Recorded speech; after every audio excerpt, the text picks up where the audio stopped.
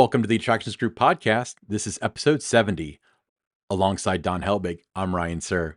On this episode, we're going to talk about your recent visit to Hersheypark for its annual event, Christmas Candylane. Well, before we get into that, Ryan, let's remind our listeners where they can tune in to the Attractions Group podcast. You can catch us on your favorite podcast platforms, and be sure to subscribe, like, and share with your fellow attraction enthusiasts.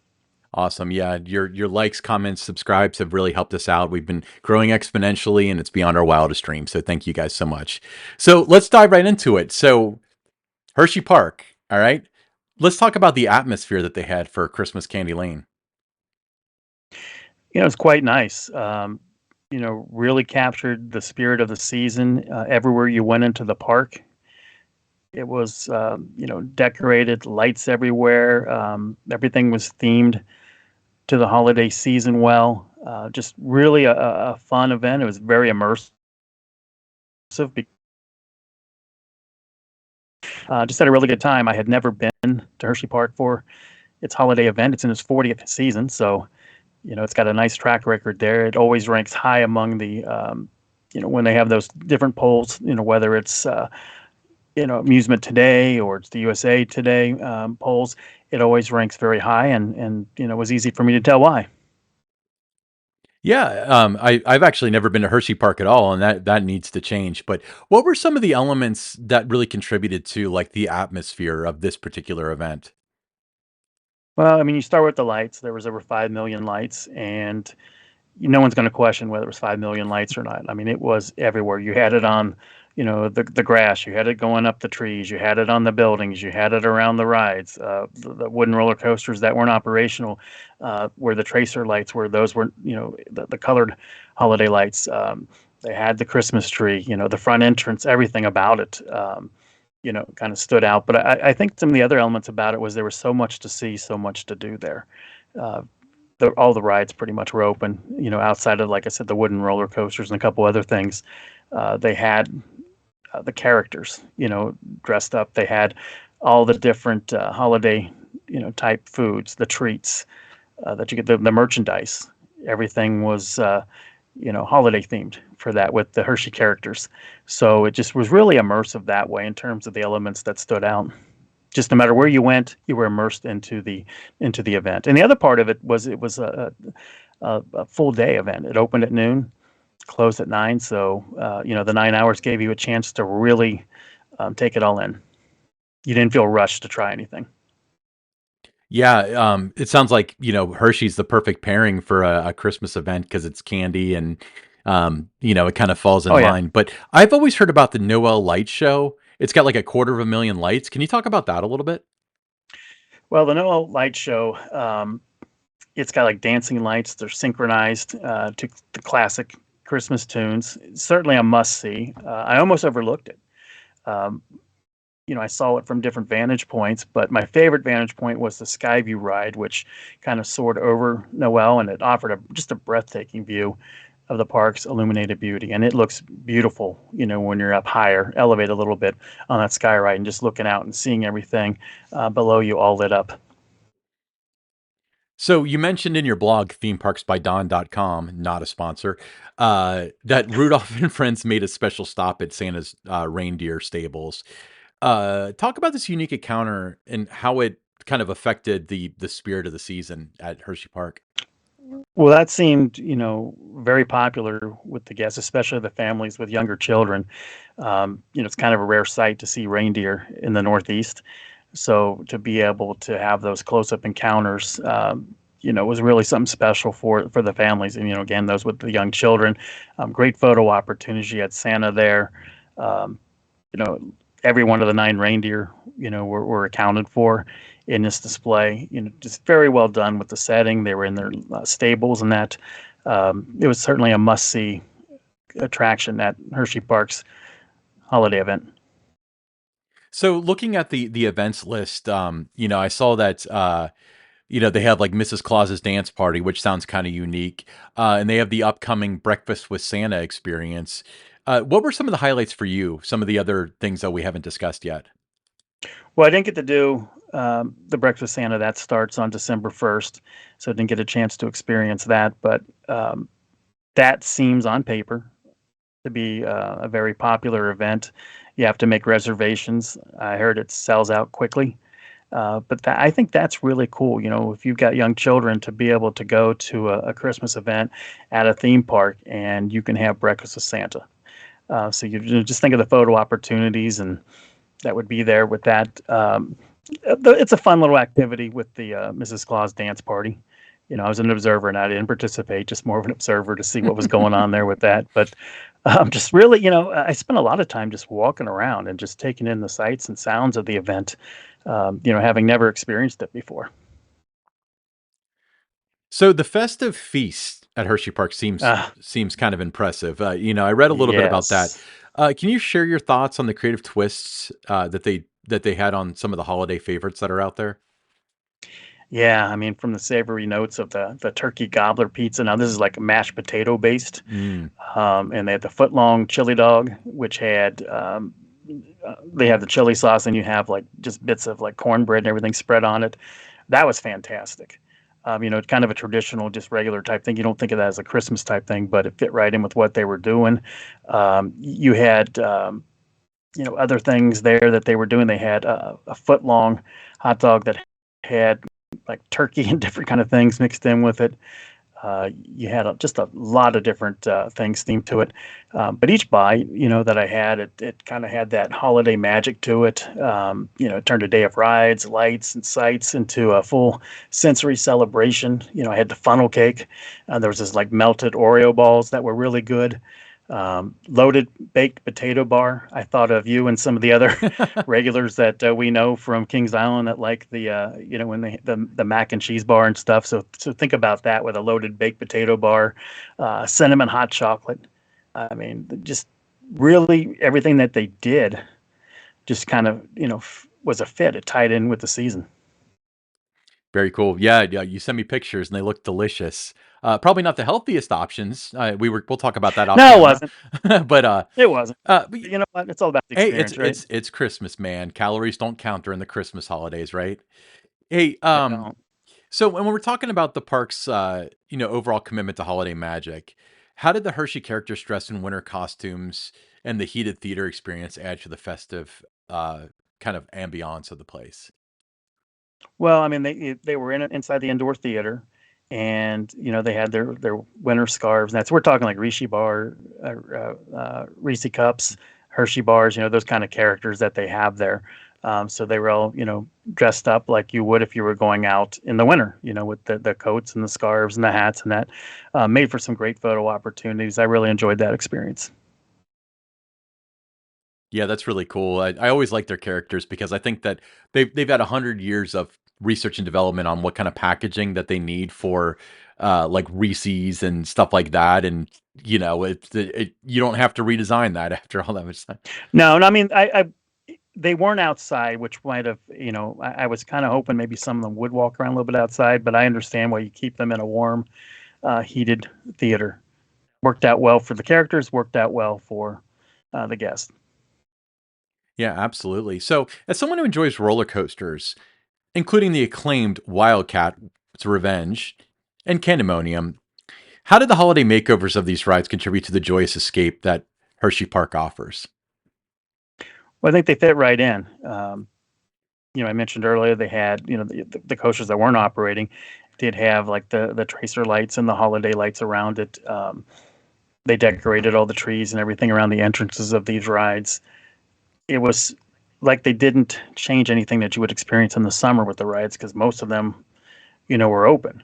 And I want to make sure I call out the kids' rides. If you got young children, this is the place to take them. During the holiday season, so much for them to do in terms of rides. They had a mini scrambler, a mini carousel, a mini pirate ship. They had what they called the Misfit Bug, which is like a little tumble bug.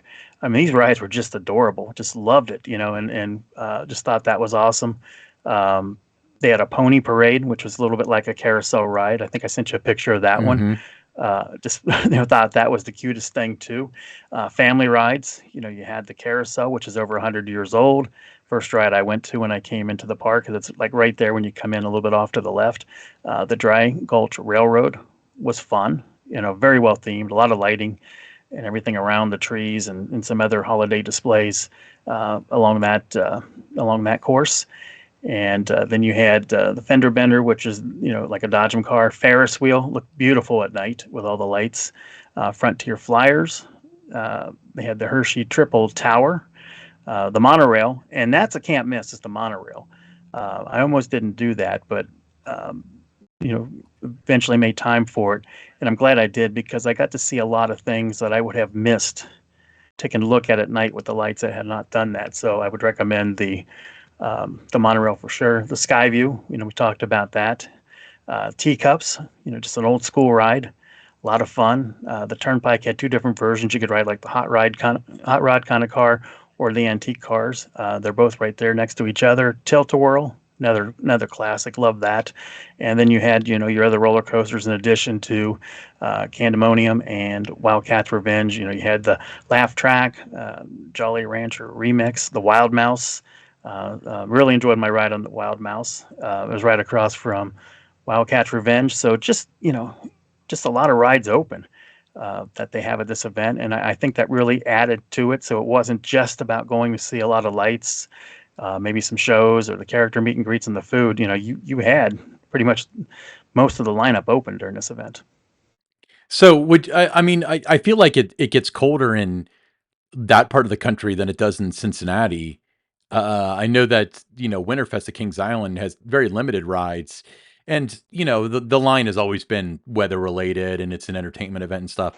Now that you've experienced Hershey Park's, take on this using a bunch of rides, do you feel like more rides would be beneficial to parks doing Christmas events? Yeah, I really think it would add to the experience. It would spread the guest out a little bit more. When you don't have, like, if your water park's connecting, you don't have that open, and it doesn't take as many people to make it feel like it's really crowded when it's really not. So I think that would be something to get guests off the midways to open up more rides, as many as you can. Um, Candymonium B&M coaster, Diamondback B&M coaster. They kind of do a lot of the same things.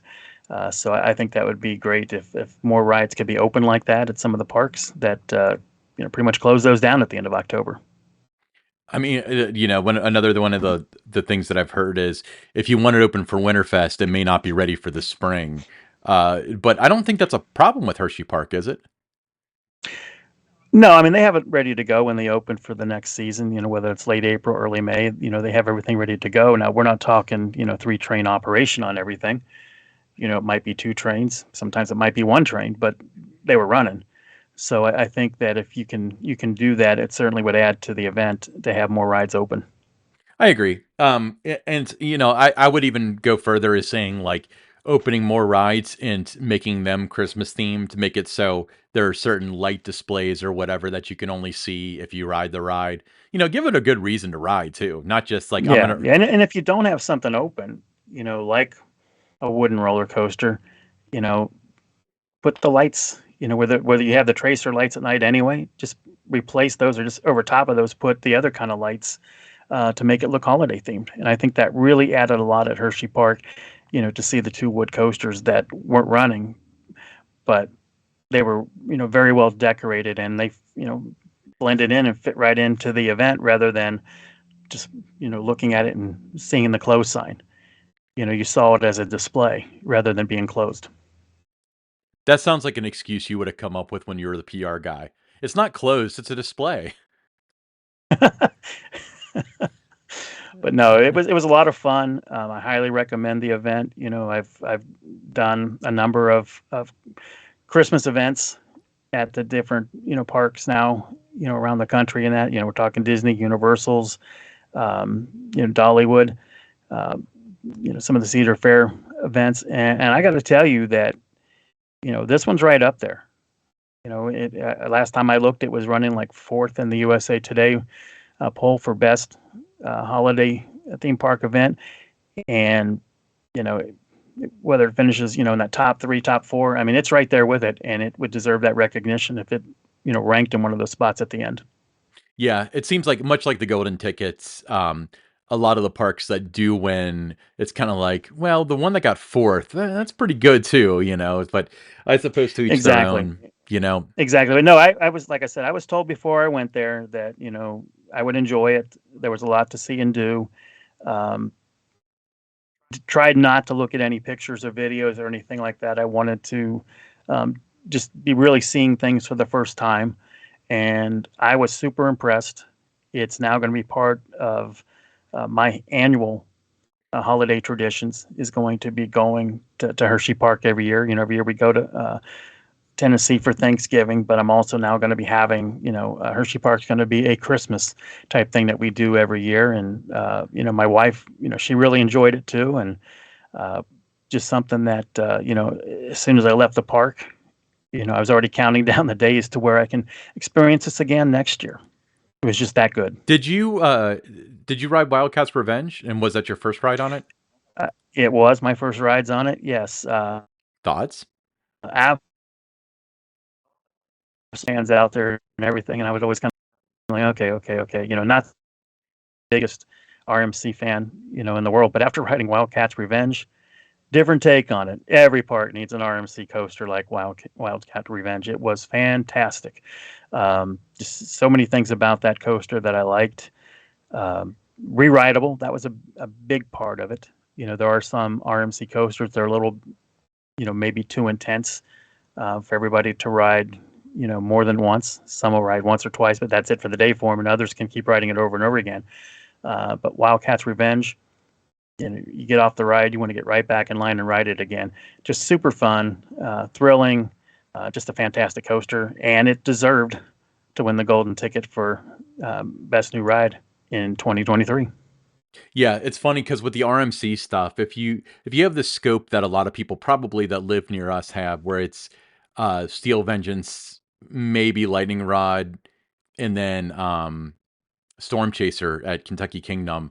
I felt the same way as you kind of mentioned, where it's like they're almost too intense. They're kind of uncomfortable. It's like I enjoy them, but I'm not really mad that my local park doesn't have one. But for me, the thing that kind of turned the corner was Busch Gardens Tampa. Iron Iron Gwazi. Gwazi, yeah. I was kept on thinking Kumba, but that was already Steel. Yeah, Iron Gwazi was comfortable, smooth, and intense, and it was just like they just hit the nail on the head. And I'd always heard people say that it's more intense than Steel Vengeance, and a lot of people preferred it and stuff. And I'm kind of in that camp. Although Steel Vengeance is definitely the more intense ride, in my opinion. The comfort level of Iron Gwazi is just fantastic. So I'm glad you got to experience that. I haven't made it out to Hersheypark, and everyone's telling me that it's like, oh, it's my favorite seasonal park and stuff. So I'm sure that I'll love it too. But let me ask you this: so, when we talk about the event as a whole, how would you sum up the full sensory celebration that you experienced at Hersheypark's Christmas Candyland, and what makes the holiday celebration stand out in a manner where you really shouldn't miss it? You should probably make it before January 1st, 2024, when the event closes. I'd say the breadth of it, just so much to see and do. It wasn't just about the lights, wasn't just about the food, wasn't just about the rides. I mean, it was, the whole package. So when you're looking at an event, this one checked all the boxes. Just, complete package, had everything that you'd want and more for a holiday event. Just absolutely loved it. And I think, if you're a fan of theme parks, you like the holiday season, make plans to hit Hersheypark's Christmas Candy Lane. You will not be disappointed. Awesome. Cool. Well, Don, do you have any final thoughts that you want to share about Hersheypark's Christmas Candyland? When you go there, uh, don't be afraid to try all the food. Like Ryan said, it's a holiday season. You have some excuses and things like that. That was the hardest part. Is just trying to decide, what to get for your lunch and your dinner and that, because there were so many just really great choices that I could have chosen. Yeah, absolutely. Well, you know, um, Christmas obviously is continuing, and they're going to have their event through January 1st, 2024. So hopefully we'll see as many of you there as possible. So stick around because we're also uploading our pick six. Make sure that you follow us on all your favorite podcast apps, Apple, Google, Spotify. If you're watching on YouTube, that's awesome. Smash that like and subscribe button. Leave us a comment. We always really appreciate it. And we'll see you next time, everybody.